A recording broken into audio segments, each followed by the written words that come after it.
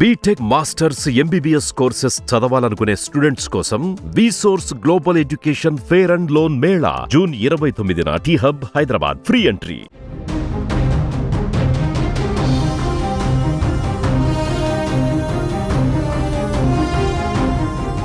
హైదరాబాద్లో విపరీతంగా coliving culture పెరిగిపోతుంది. సాధారణంగా హాస్టల్స్ అంటే, ప్రైవేట్ హాస్టల్స్ అంటే అమ్మాయిలకు సపరేట్గా, అబ్బాయిలకు సపరేట్గా హాస్టల్స్ ఉండడం మనం చూసుంటాం, వినుంటాం.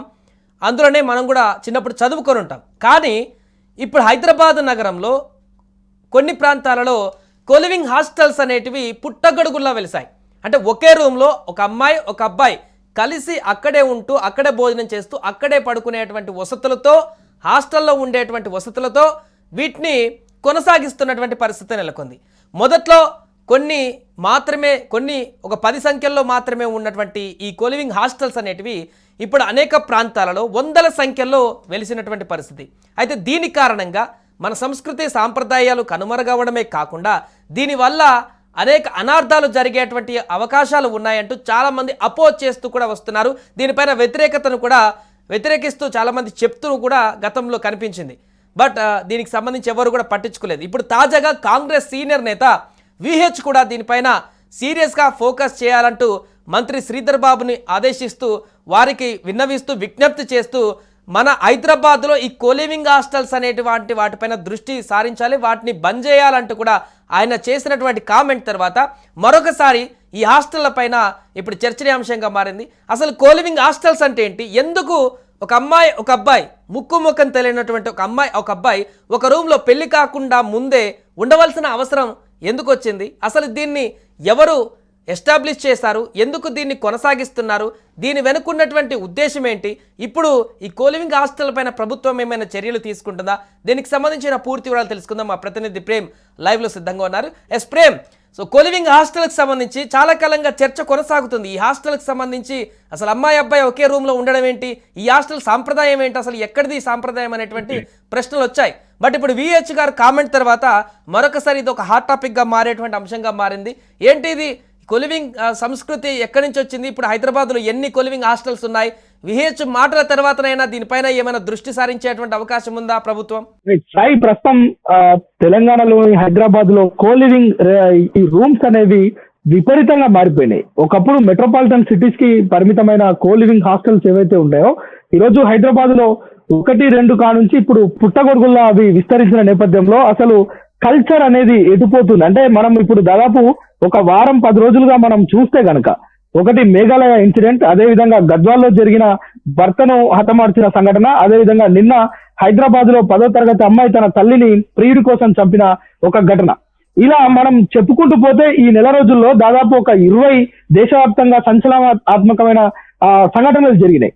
సో వీటన్నిటిని ఒక నిమిషం కనుక పక్కన పెడితే, హైదరాబాద్ లో పెరుగుతున్న ఈ కోలివింగ్ హాస్టల్స్ సంస్కృతి అనేది చాలా ఇక్కడున్న యువత పైన ప్రభావం పడే అవకాశం ఉంది. ఎందుకంటే నిజానికి ముక్కు ముఖం తెలియని ఇద్దరు వ్యక్తులు, ఆడ మగ ఇద్దరు, పెళ్లి అయిన వాళ్ళు ఉండొచ్చు, పెళ్లి కాని వారు ఉండొచ్చు, ఇద్దరు కూడా ఆన్లైన్ లో బుక్ చేసుకొని ఒకే హాస్టల్లో ఒకే రూమ్ లో ఇద్దరు 2 వేరు బెడ్స్ పైన ఇద్దరు ఉంటారు. అయితే వాళ్ళు జాబ్స్ చేస్తారా, చదువుకుంటారా అనేది పక్కన పెడితే, ఇద్దరు సంబంధం లేని వ్యక్తులు ఆన్లైన్ లో బుక్ చేసుకొని ఈ కోలివింగ్ హాస్టల్స్ అనేది విచ్చలవిడిగా పెరిగిపోతున్న పరిస్థితి ఉంది. అయితే దీనిపైన ఈరోజు ఈ యొక్క జరుగుతున్న ఇన్సిడెంట్ అన్నిటిపైన కాంగ్రెస్ సీనియర్ నేత విహెచ్ మాట్లాడుతూ అసలు మానవత్వ విలువలు అనేది మర్చిపోతున్నారు, సంస్కృతి సంప్రదాయాలు అనేది మర్చిపోతున్నారు, ఎక్కడో పాశ్చాత్య సంస్కృతికి సంబంధించిన అంశాలను ఇక్కడ ప్రభావితం చేస్తున్నాయి, ఇక్కడ ప్రజల్ని చంపుకునే స్థాయికి చేరుకుంటున్నాయని చెప్పి ఆయన ఆవేదన వ్యక్తం చేస్తూ ప్రభుత్వాన్ని పైన కొంత ఒత్తిడి పెంచే విధంగా, అంటే అధికార పార్టీ నేత అధికార పార్టీ పైన కొంత ఒత్తిడి పెంచే విధంగా మాట్లాడిన వ్యాఖ్యలు ఏవైతే ఉన్నాయో ఇప్పుడు ప్రస్తుతం దుమారం లేపుతున్నాయి. నిజానికి హైదరాబాద్ లాంటి సిటీస్ లో ఎక్కడో ఇతర రాష్ట్రాలకు సంబంధించిన వ్యక్తులు, హర్యానా, మధ్యప్రదేశ్, ఉత్తరప్రదేశ్, అక్కడి నుంచి ఇక్కడ ఏదో ప్రైవేట్ జాబ్స్ చేసేందుకు వచ్చేవారు హాస్టల్స్, అంటే బాయ్స్ కి వేరే హాస్టల్స్, గర్ల్స్ కి వేరే హాస్టల్స్ ఉన్న నేపథ్యంలో కోలివింగ్ హాస్టల్స్ ని చూస్ చేసుకుంటున్నారు. దీనివల్ల అసాంఘిక కార్యకలాపాలు పెరగడమే కాకుండా క్రైమ్ రేట్ కూడా పెరుగుతుంది. ఇక్కడ జరిగిన రిలేషన్ ఏదైతే ఉందో ఇది ఫర్దర్ గా కొనసాగుతూ ఇప్పుడు చూస్తున్న ఘటనలు చూస్తే, రోజు పెళ్ళైన తర్వాత నెల రోజులకే ప్రియుడితో భర్తలు చంపుతున్నటువంటి ఘటనలు కూడా ఇప్పుడు దానికి బేస్ ఇది అవ్వచ్చు. పెళ్లి కాకుండా ఒకే రూమ్లో ఒక అబ్బాయి ఒక అమ్మాయి ఉన్నప్పుడు ఎంతో కొంత ర్యాపో అనేది మెయింటైన్ అవుతుంది. ఆ తర్వాత పెళ్లి అయినటువంటి తర్వాత కూడా ఈ యొక్క రిలేషన్షిప్ని అలాగనే కంటిన్యూ చేస్తే ఆ తర్వాతనే ఈ మర్డర్లు కానీ ఈ యొక్క హింసాత్మకమైనటువంటి ఆలోచనలు కానీ వచ్చేటువంటి అవకాశానికి దారి తీసేటువంటి ప్లాట్ఫామ్స్ అవ్వచ్చు భవిష్యత్తులో.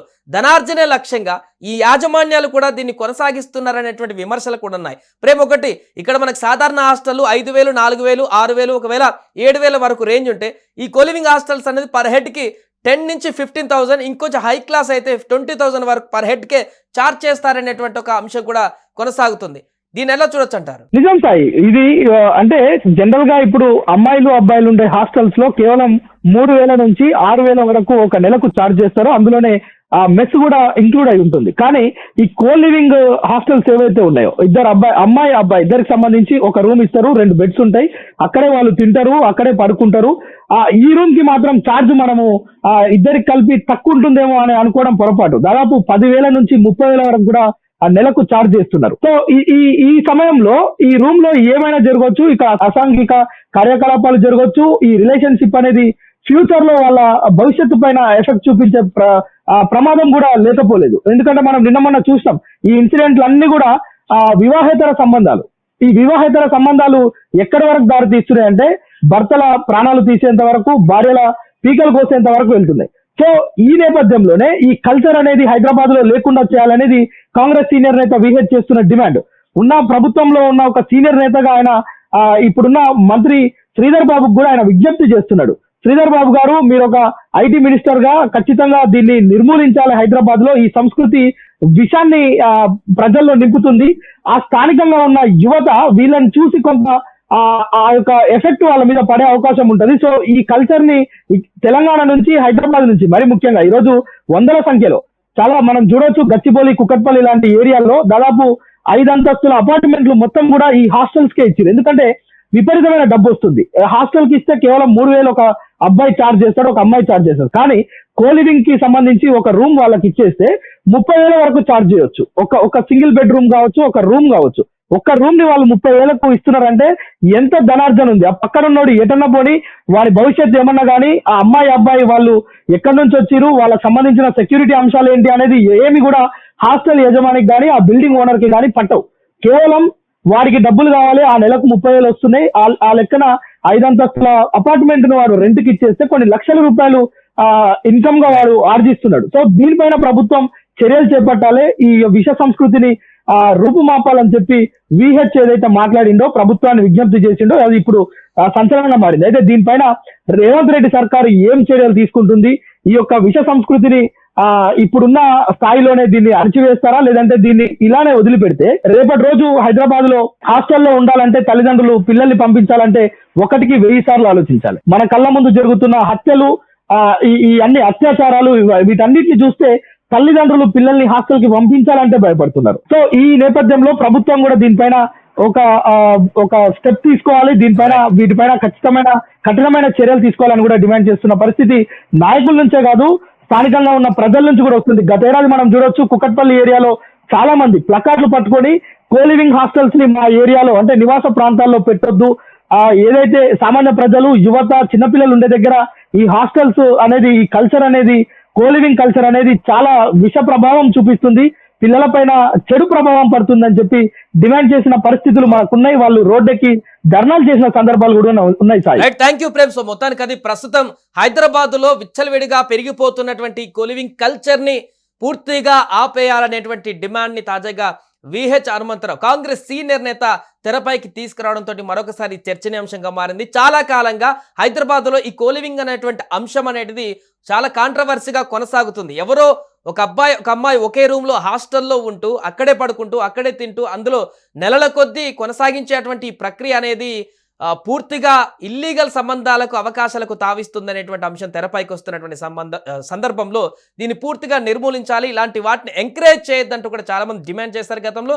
తాజాగా విహెచ్ గారి కామెంట్స్ తోటి మరొకసారి ఇది తెరపైకి రావడం జరిగింది. దీని పట్ల మరి ప్రభుత్వం ఏమైనా చొరవ తీసుకొని ముందుకు వెళ్తుందా, లేకుంటే యాజమాన్యాలు యాజ్ ఇట్ ఈజ్ గా వారి యొక్క ఫోర్స్ ని ఉపయోగించి తూతు మంత్రంగా ఈ అంశాన్ని ఇక్కడికే కొలాప్స్ అయ్యేలా చేస్తుంది అనేది మనం కూడా చూడాలి.